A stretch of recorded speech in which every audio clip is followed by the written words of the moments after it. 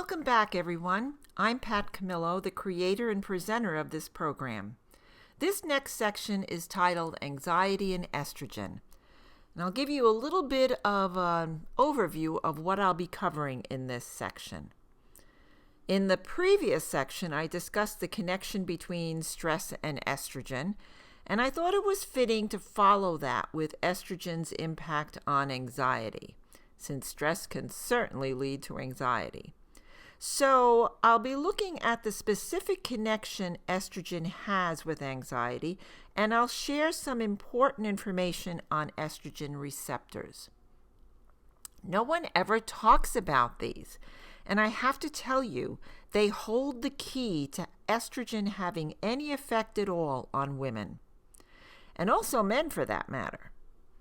And I'm sure that over the next few years or even sooner, you're going to hear a whole lot more about various estrogen receptors. So this should give you a good leg up on everyone else. And I know that whenever serotonin is brought up, people rightfully tend to think about depression because it is a big player with depression. But actually, it's also very involved in anxiety. And I'll share that connection with you. And of course, how estrogen comes into play. Anxiety and fear are often part of a traumatic experience. And so I'll discuss the impact of trauma, specifically on women. Post-traumatic stress syndrome is one potential consequence. And even I was really surprised to learn about estrogen's connection to this particular pathology. So I'm sure you'll be as well. And of course, the sad reality is that those with PTSD are also at higher risk for suicide. And once again, estrogen has a part to play in that risk. Okay, so let's begin by looking at the numbers. This graph shows some pretty stunning numbers and definitely a gender disparity. And you see it in every single age group. The gender disparity can't be argued. It's dramatically clear. Now, I know this is data from 2010-2011, and it drives me nuts because these national surveys, they take years to compile and disseminate their findings. But I have to tell you, I don't think it would have changed very much in those years, and if anything, it might actually be worse. Okay, so it turns out that women are most at risk for anxiety during times in their life when their hormones are changing.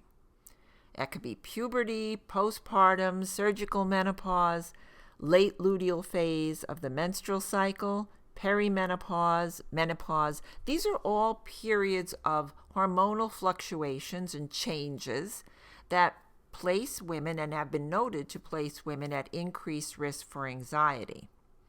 In addition to what you see on your slide, an increase in anxiety symptoms has also been noted when estradiol levels drop, such as following, let's say, a chemo-induced menopause. And it's also been seen in older postmenopausal women. And in those women, if that's not bad enough, in some women who already have an anxiety disorder already, they experience even greater anxiety during the luteal phase of their cycle when estrogen levels are at their lowest. Now, there are lots of studies that provide evidence for these increased risks at these various times in a woman's life. And of course, they all have one thing in common, and that is low levels of estrogen. Unfortunately, both clinical and preclinical studies have reported that treatment with, say, estradiol, which you would think would make sense, then it could yield contradictory results. And I think it's possible that the conflicting results might have something to do with estrogen receptors, because remember, that's the only real way estrogen is activated in a woman's body. So let's take a look at those, specifically the ones active in the brain. Researchers have narrowed down these receptors in the brain that are involved specifically in anxiety. When estrogen receptor alpha is activated in studies using mice, anxiety increases. On the other hand, they found that activation of estrogen receptor beta tends to decrease anxiety. When ER beta runs low, there are higher levels of corticosterone, again, something that would increase anxiety. Interestingly, the plant-derived estrogens that are from certain foods, such as phytoestrogens, they tend to stimulate ER beta. And, maybe that's another reason to increase these in the diet for women who deal with anxiety. GPR30 is another estrogen receptor in the brain that appears to influence anxiety, and it might even be more important than ER beta. But of course, all of this research has been done on mice, and although rodents are good models for testing a theory related to human health and hormones, we really need some good research coming from humans.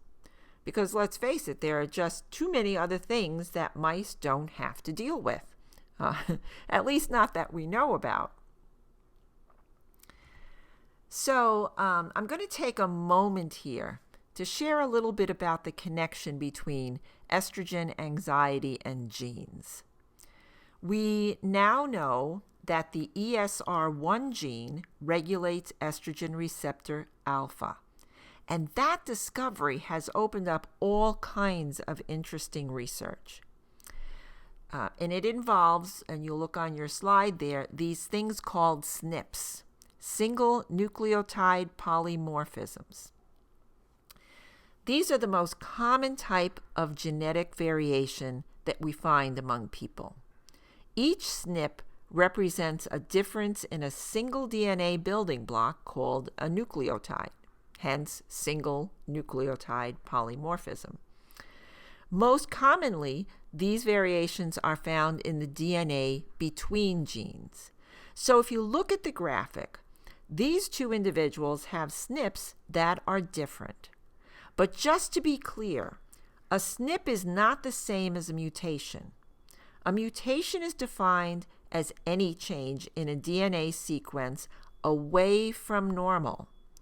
In contrast, a polymorphism is a DNA sequence variation that is common in the population.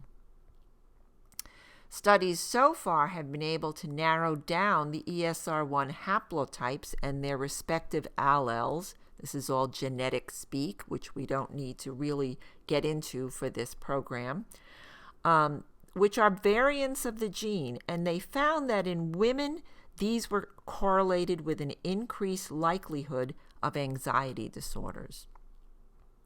More recently, it was noted that these same haplotypes were linked to an increase in panic disorder. And in one particular study, it was found in elderly women. They also found that the association was modified by the use of hormone therapy.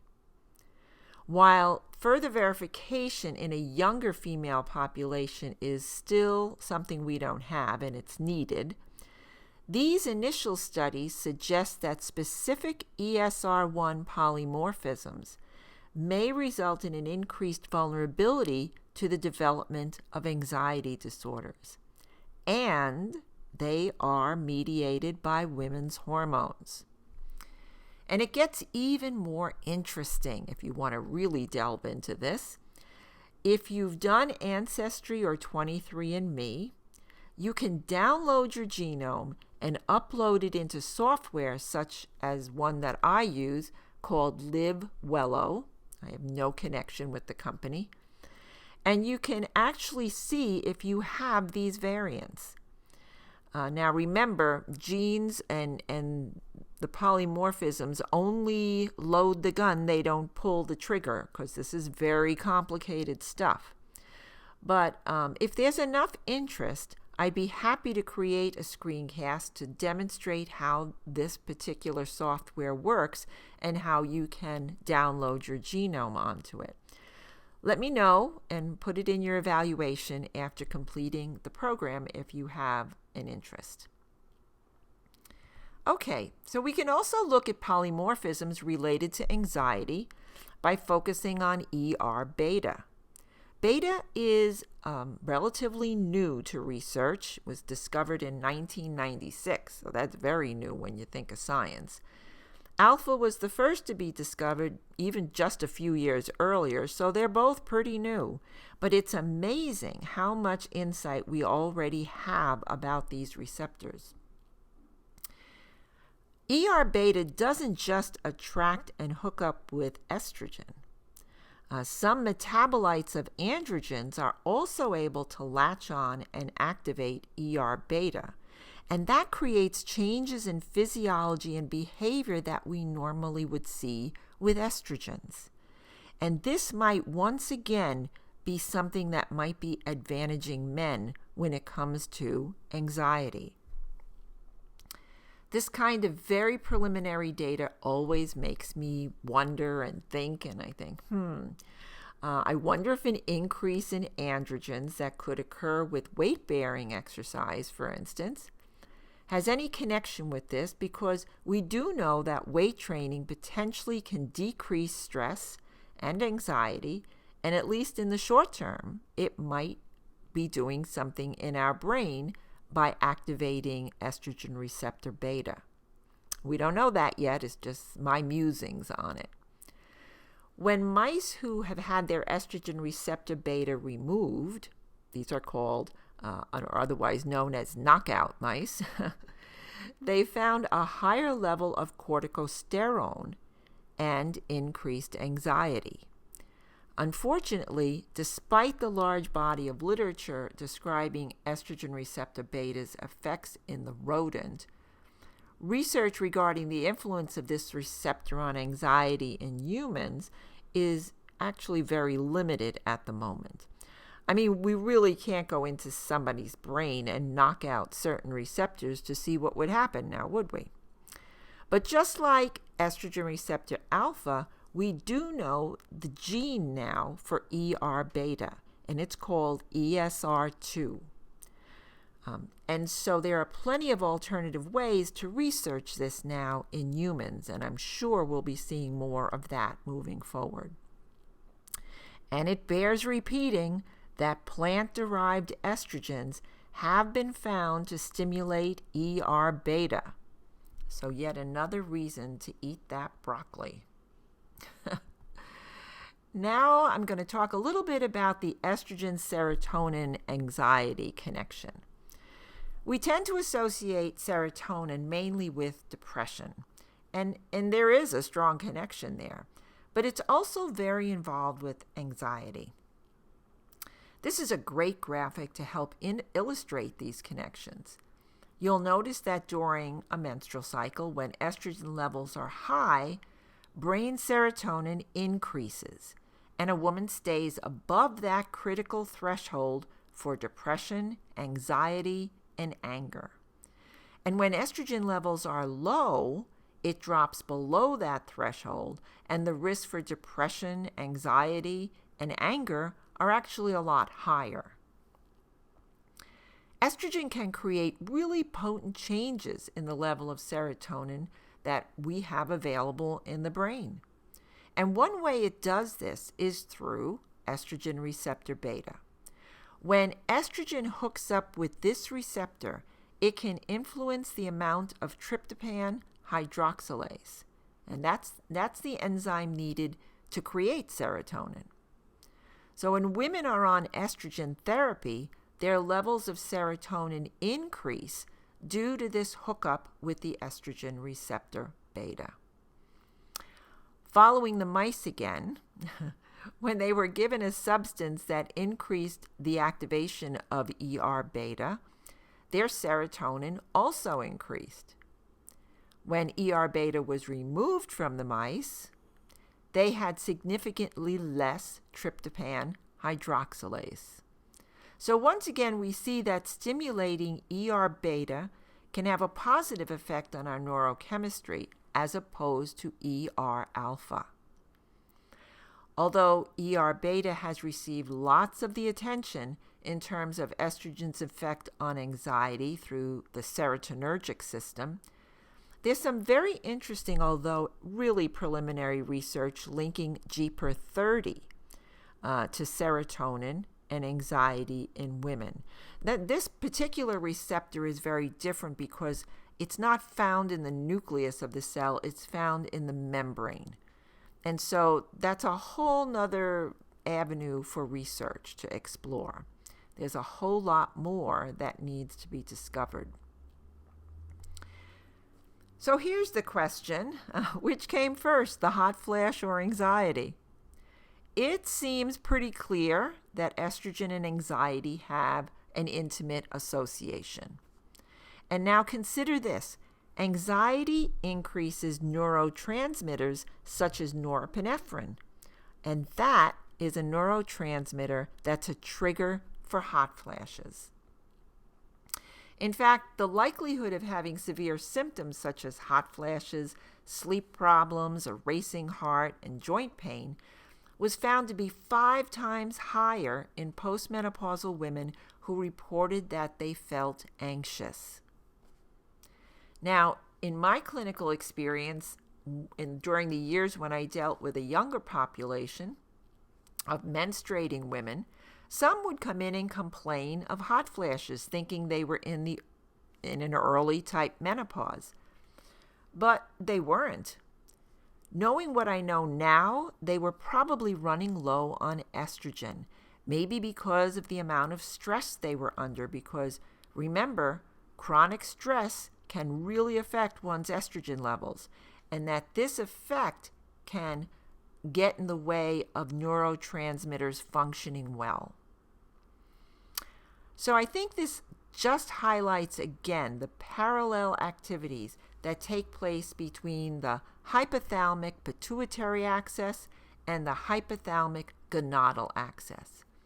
It's all connected. Okay, so another way anxiety and estrogen are related can be found in the following example. Having fear and feeling anxious often go hand in hand, but they're not really the same emotions now, are they? Although they can be linked. For example, if you're afraid of bees, walking in an area that is known to have bees might make you anxious. But if you actually see one, that's when fear kicks in. Estrogen appears to play a starring role in how the brain regulates fear and anxiety. This is one area where there has been some research done on humans. Dr. Mohammed Malad, a neuroscientist at Massachusetts General Hospital, studies how women regulate stress and manage fear. In one study, he used an MRI machine with young female volunteers. They were shown 2 pictures of a lamp, one that turned yellow and one that turned blue. When shown the blue one, women would get an electric shock. Now, it was nothing damaging, but enough to send a message to their brain. All right? This taught them to be afraid of the blue lamp. Later in the study, these women were given an estrogen pill to see if they still had the same fearful response to that blue lamp. He found that when women were in a high estrogen state, they regulated their fear much better than when they were in a low estrogen state. Interestingly, when men are tested, they tend to be much more consistent in their reactions than women. And yet, if low estrogen was the trigger for the fear and anxiety, then you would think that men would have more of a problem than women, right? Since they run on the low end with estrogen. And yes, they do have estrogen floating around in their bloodstream. But don't forget, it could very well be the testosterone in men's brains that gets converted to estrogen that gives them some protection against these fluctuations. Moving on to a more pathological state of fear and anxiety, let's take a look at post-traumatic stress syndrome or disease. So 70% of adults in the U.S. have experienced some type of traumatic event at least once in their lives. So that equates to quite a large number of people. Up to 20% of these people go on to develop PTSD. And as of today, that equates to approximately 44.7 million people who are struggling with PTSD. Okay. So an estimated 8% of Americans, or 24.4 million, have PTSD at any one given time. And that's actually equal to the whole population of Texas. So we're talking about a lot of people here. But here's the real kicker. An estimated 1 out of every 9 women develops PTSD, making them about twice as likely as men to have this disorder. Now, it's not often that we think about women and PTSD. We usually associate it with war trauma and men. So these statistics are really a wake-up call for a lot of us who might not have been aware of this. Here's another way of looking at the gender disparity between men and women in the experience of trauma. Check out the graph on your slide. Women with a high incidence of lifetime trauma, those are the ones in bright red, have significantly higher levels of anxiety than men in every instance.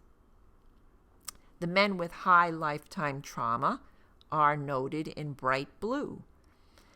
Even mood disorders and somatoform disorders show this disparity, and you see it dramatically also with PTSD. So let's look even a little closer at PTSD and women, because I have to tell you, this research is fascinating. Recruiting those female mice again, researchers showed that when estrogen levels were low, a specific gene, HDAC4, in a part of the brain called the amygdala, is activated and results in fear. Now, this only happened when estrogen levels were low. It seems that estrogen is protective in this part of the brain. So women who have low levels of estrogen are going to be more vulnerable to the impact of traumatic experiences. Think about that.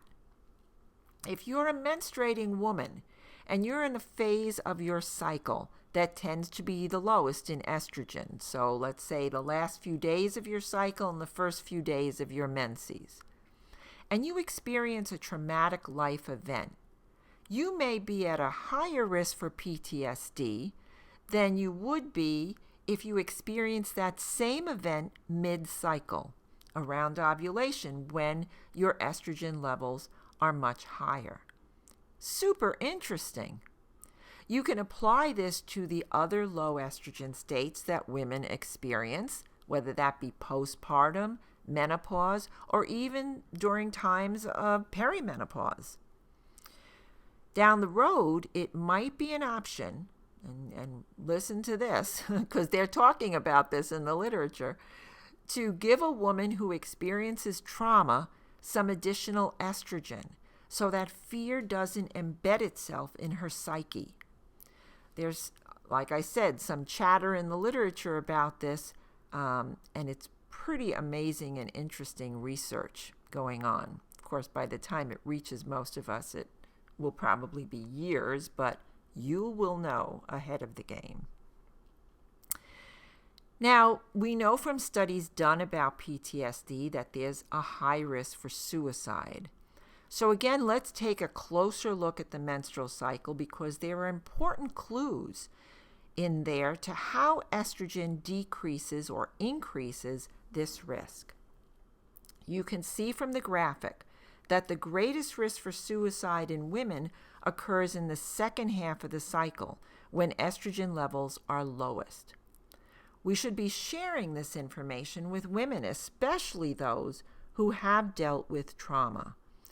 And one last bit of information: once a woman has PTSD, she continues to be vulnerable to low estrogen levels, and clinically, there's a correlation between her estrogen levels and the severity of symptoms she might be experiencing at any given time.